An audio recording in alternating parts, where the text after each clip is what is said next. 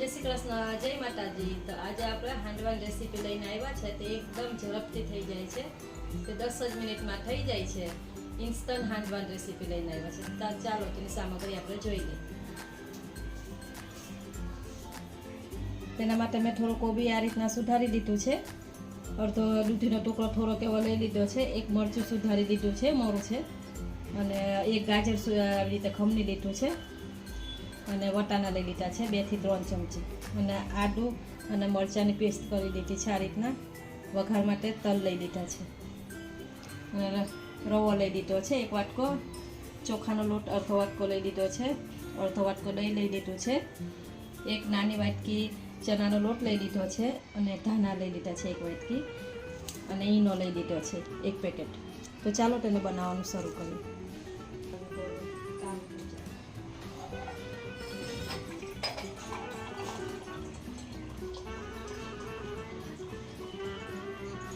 તો આ રીતનું મોટું એક વાસણ લઈ લેવાનું ઊંડું, અને એમાં જો રવો લઈ લીધો છે 1 વાટકો, આ રીતના ઝીનો રવો લીધો છે, તમારી પાસે મોટો રવો હોય તો એ લઈ શકો છો તમે। 1 વાટકો રવો, અડધો વાટકો ચોખાનો લોટ છે। જો તમારી પાસે ચોખાનો લોટ ના હોય તો તમે ચણાનો લોટથી કરી શકો છો। તો ચણાનો લોટ એ રીતના તમારે લઈ લેવાનો, ચણાનો લોટ લઈ લીધો છે, અને દહીં લઈ લીધું। દહીં ખાટું લેવાનું છે, જો ખાટું દહીં ના હોય તો ખાટી છાશ લઈ લેવાની। અને આ રીતના વિસ્કર આવે છે, એનાથી આપણે બધું મિક્સ કરી લઈશું। થોડું થોડું પાણી નાખતા જશું, અને આપણે એનું ખીરું બનાવી લઈશું। એકસાથે આપણે પાણી નથી ઉમેરવાનું।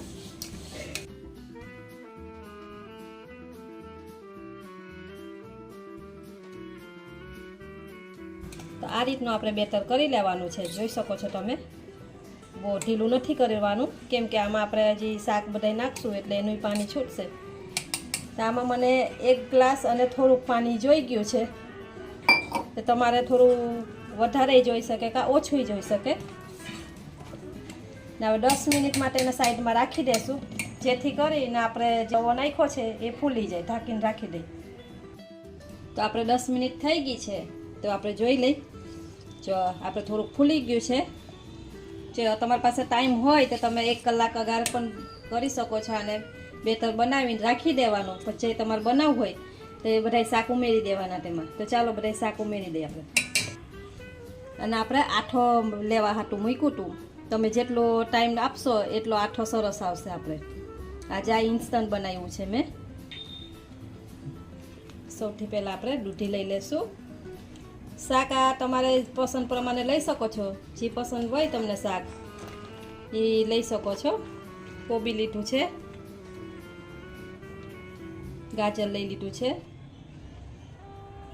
આમાં ઓછા વધારે શાક કરી શકો છો તમે। વટાણા લઈ લીધા છે, અને મરચાં લઈ લીધા છે। મરચાં મોળા છે, જો તમારે તીખું ખાતા હોય તો એ પ્રમાણે તમારે મરચાંને એડજસ્ટ કરી લેવાનું। અને આદુ અને મરચાંની પેસ્ટ છે એ લઈ લેશું। ધાણા લઈ લેશું, સ્વાદ પ્રમાણે મીઠું,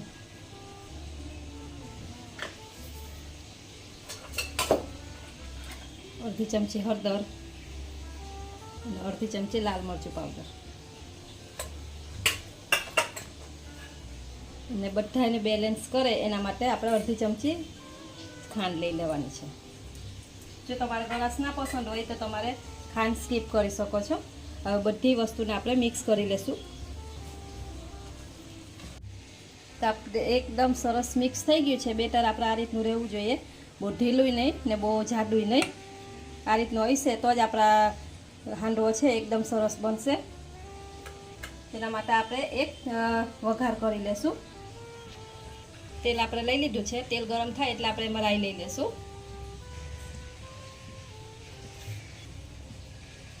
તો આપણે 1 ચમચી રાઈ લઈ લેશું। રાઈ ફૂટે એટલે થોડી હિંગ લઈ લેશું આપણે। તો રાઈ આપણે ફૂટી ગઈ છે, તો આપણે અડધી ચમચી હિંગ લઈ લેશું। ગેસ તો બંધ કરી દેવું। હવે આમાં વઘાર લઈ લેશું આપણે, જેથી કરીને આપણો હાંડવો એકદમ સરસ ટેસ્ટી બને। આપણે બધું મિક્સ કરી લેશું। આ બધું મિક્સ થઈ જાય એટલે આમાં આપણે ઈનો લઈ લેશું। ઈનો લઈ લીધો છે, 1 પેકેટ ઈનો લઈ લેશું આપણે. આ ઇન્સ્ટન્ટ છે એટલે આપણે ઈનો લીધો છે તો ફટાફટ થઈ જાય આપણે. હવે એક જ ડાયરેક્શનમાં આપણે મિક્સ કરવાનું છે. બધું મિક્સ થઈ જાય એટલે આપણે ફટાફટ એનો હાંડવો કરી લેશું. આપણે મિક્સ થઈ ગયું છે તો ચાલો આપણે હાંડવો ઉતારી લઈએ ફટાફટ. હવે એ જ આપણે વઘાર્યું લઈ લીધું છે, નાનું એવું મારું પેન છે આ રીતના.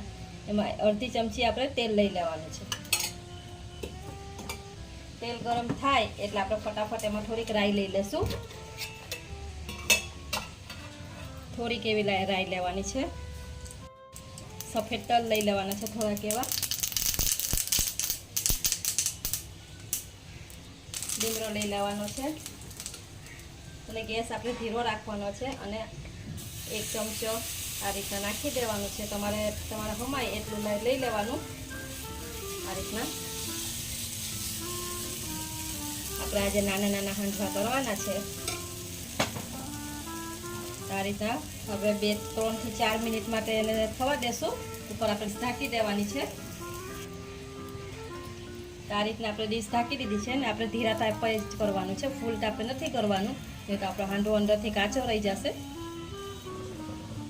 તો આપણે જોઈ શકીએ છીએ ઉપર થઈ ગયું છે, નીચે એકદમ સરસ. તો ઉપરથી આપણે થોડાક તલ લઈ લેશું ને અડધી ચમચી પાછી આપણે તેલ લઈ લેશું, જેથી કરીને આપણે નીચે પલટાવશું એટલે સરસ એકદમ આપણું શેકાઈ જશે.